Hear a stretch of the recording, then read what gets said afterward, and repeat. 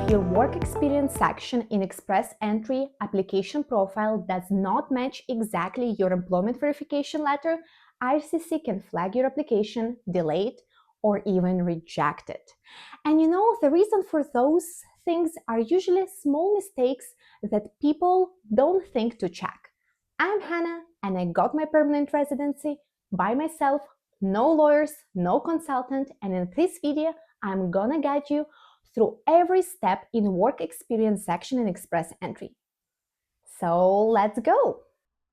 First, we're going to talk about foreign work experience and criteria that will help you to make your foreign work experience legit for the Express Entry profile. So first of all, if you gained some international work experience outside of Canada, you have to be sure that this work experience is falling under tier 0, 1, 2, 3. It has to be full-time, and Canada counts full-time experience when you work a weekly minimum 30 hours or more.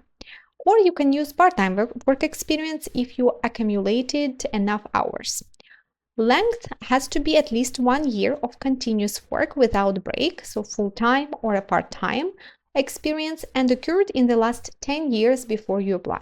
So if we are now in 2026, you have to be sure that you only can use experience that you gained since 2016 outside of Canada.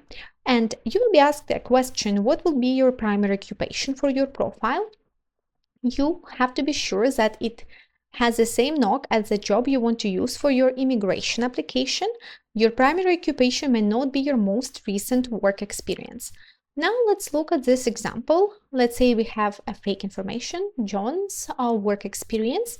He worked for 2 years, since 2016 to 2018, as a teacher in the elementary school in Nigeria. And then he worked for 7 years as a school administrator in the school in Nigeria. So both jobs are within 10 years of experience, yes, since 2026, and they're both professional and fall under tier 1 or 2, so they will be counted as a professional experience. And John, let's say, chooses teacher of the elementary school, knock 41221 as his primary occupation, though it's not his recent experience. Just note that. Next, we're going to talk about experience in Canada. Let's say that you maybe arrived in Canada as an international student and then got your postgraduate work permit, or you arrived on a work permit based on your sponsorship from the company in Canada, or open work permit. There are many reasons why people can work in Canada and be international workers. So when it comes to experience in Canada, you have to be sure that it also falls under tier 0, 1, 2, 3. It has to be full-time, 30 plus hours weekly, or part-time combined hours, and your experience can be more than 1 knock. Of course, the most important thing is it has to be gained by working in Canada legally. So if you worked in Canada illegally on your visitor work permit, visitor visa, or something like that, you will not be eligible to apply and use this experience because it's illegal in Canada. So be sure that experience that you mention as a Canadian experience, while you were gaining it, you had the documents, legit documents like work permits that can prove that you were legally working in Canada. When it comes to length, it has to be at least 1 hour of work or 1,560 hours total in the 3 years before you apply. So if we're now in 2026, you can use only the experience in Canada that you gained since 2023. Let's look at this example. Let's say John worked from November 24 to February 25 as administrative assistant, and he worked there for 4 months, and then he worked for 9 months as supply chain coordinator. So as we see, we combine those 2 jobs. It will make him having Canadian work experience for 1 year and 1 month. And he also, both of those jobs, though they are different knocks, they're both professional, and under Canadian experience class, it's allowed for him to have experience not only in 1 knock. So he can use this experience and gain some points for Canadian experience for his Express Entry application. This spreadsheet I created for you, so you can see how you can track your work experience before you try to fill it in work experience part of Express Entry profile. So this step is very important because when you create all of this and you fill the information first in an Excel sheet, this step will keep your application, first of all, neat, organized, and it will save you from some headaches when you try to fill it in from just your mind. So first, I really advise and recommend to create this Express Entry application Excel sheet. When you create it, you can also create some tabs down. You will see that I named them work experience, personal history, addresses, and trips. So we're not going to talk about personal history, addresses, and trips today. We're focusing on work experience. So first, when you try to think about your work experience, don't overthink and try to be like, oh, what experience actually falls under foreign work experience? What will be eligible or not? First, you just create the chart like that. You create columns with date of start, date of end, hours per week, no code, job titles, employer name, country, and city. Those are the informations the IRCC asks in work experience in Express Entry profile. Then you just write all experiences you had in the last 10 years, foreign, not foreign experience, Canadian experience. You just write it in this chart. After you filled in with all your jobs, what you had in the last 10 years, now you start to think, okay, look at a job and think if I can use it for my work experience in Express Entry. So let's look at the logic of Tom Unknowns and his work experience. Let's say Tom sees that first job he had was at company ABC. He worked as office assistant and he worked for 1 year from 21 to 22. He worked full-time for 30 hours. It was outside of Canada. Now, when he looks at it, he finds out that office assistant job and duties that he were doing fallen under no code of admin assistants. That's good because admin assistants are in tier 2 or 3, so that makes this job professional. And because it was 1 year of continuous full-time experience, great, he can use it for his Express Entry profile application. But now another question he has, can he find employment verification for this job? Yes, he can. He looks and he sees, yeah, I have my manager of department emails, Mr. Smith. I can be in touch with him. He will provide for me employment verification letter. Now this job becomes his first job he's gonna put in Express Entry profile. He flags it green. Next. Now he looks at his another job. He changed the companies. He went to do probably almost the same job in XXX company. He worked there for 1 year continuous. It was full-time. He worked as admin assistant, also NOC that is professional, tier 2 or 3. But one problem he has, the company is not existing anymore and he doesn't have any proof or any documents that can provide some verification for that employment. Tom thinks he doesn't want to make his application suspicious or have any problems on the way, so he's not gonna put it in his work experience. He flags it red. Next one, he worked as a nurse for 2 years. It was full-time work, 40 hours per week. He worked in hospital ABC. It's professional experience, and he has a contact of his boss, head of surgery department. He knows he can get verification employment letter, so he's going to use, of course, this job for his Express Entry profile. He puts it green. Now he got tired from nursing. He decided to go and work as a waiter in Cafe ABC in Brazil. Then we see that he worked there as a full-time worker for 40 hours per week, but when he checked the no codes, he found out that waiter falls under food and beverages services, and this is not tier 0, 1, 2, 3, it's tier 4 or 5. So now he understands it is not meeting a criteria for professional work experience. So this job he's not gonna put in his work experience profile. So he flags it red. So as you see, that's how you create it. When he looks now at his chart, it will be very easy for him to just transfer the information from green rows into work experience in Express Entry profile. And visually, it will be also easy for somebody, let's say when you really fill in the application in Express Entry, you can get tired from all of this numbers, addresses, names. So you can ask your friend or your family member to check after you, and they can use this Excel chart as a reference because they have like fresh eyes, so they can catch some mistakes. And I had that. I was having like 10 or 15 different like rows I had to fill in, and I did like 2 mistakes, which my husband caught about dates. So that's important that when you have that, it's your reference. It's something that you can use when you are filling in your work experience for Express Entry profile. Now we are at our work history section in Express Entry profile, and we have to click here continue form. Usually if you have never started the process, you will find it here just not started, red, but I looked at it before, so I started to fill it out a little bit.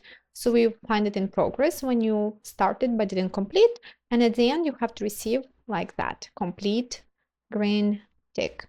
So let's click continue.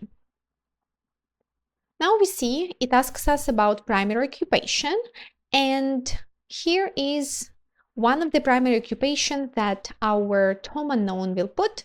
He decided that between those two, administrative assistant and nurse practitioner, he's choosing nurse practitioner to put it as his primary occupation. It makes sense because Canada is now in need of nurses and the medical profession, so this occupation will make his profile more favorable for receiving a permanent residency. And you see how it's great when you have Excel sheet that you can just switch between Express Entry profile and your spreadsheet. So he will put nurse practitioner here. He will be, as we see here already, we already found it. And then now there is a very interesting question about date Tom unknown first became qualified to practice in this occupation. That's a question where you have to pause and think about something. It's not about when you started to work first in your occupation. It's about when potentially you could start working and practice in your profession. So basically, most of you will be eligible to work after you graduate, yes? Maybe for some profession, it will be you have to graduate and get your licensing, and that will be the date when you can start work in your practice in your occupation. So I'm just telling you a potential situation. Let's say if Tom graduated in like June 2022. So basically in his country, he could start practice profession of nurse in July 2022. Though he found his first job as a nurse in February 2023, that wouldn't be a date which he will put. He will put a date which allowed him to start working as a nurse. So in his case, let's say he will put 2022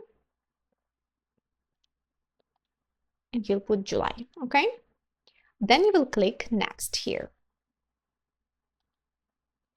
Now it brought us here and it asks about a Canadian Certificate of Qualification. So for most of you, this question will be no, but let's say if you worked in Canada and you graduated maybe, or you got some certificate in your trade, then you will put here yes, but that's a question you have to ask yourself. But I think for most of you who were never working in Canada and never studied in Canada, it will be no.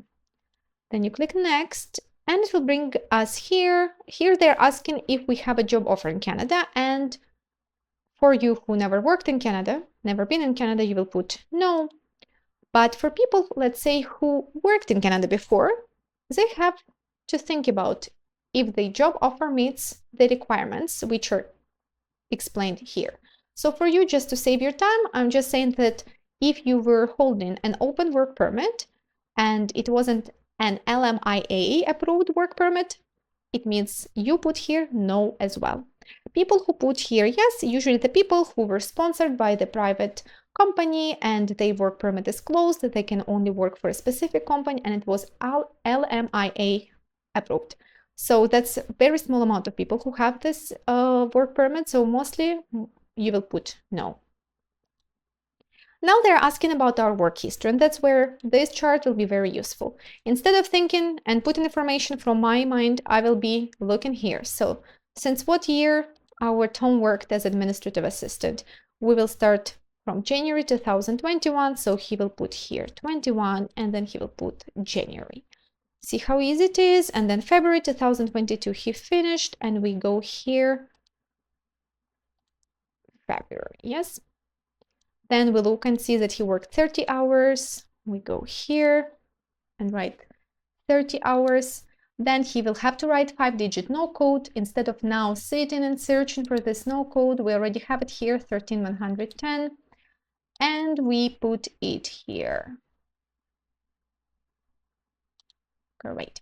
Now about job title, it's office assistant, so we put it here. Employer company name, we look at company ABC, so we put it here. And country or territory, we will put Belgium, and he was working in Brussels.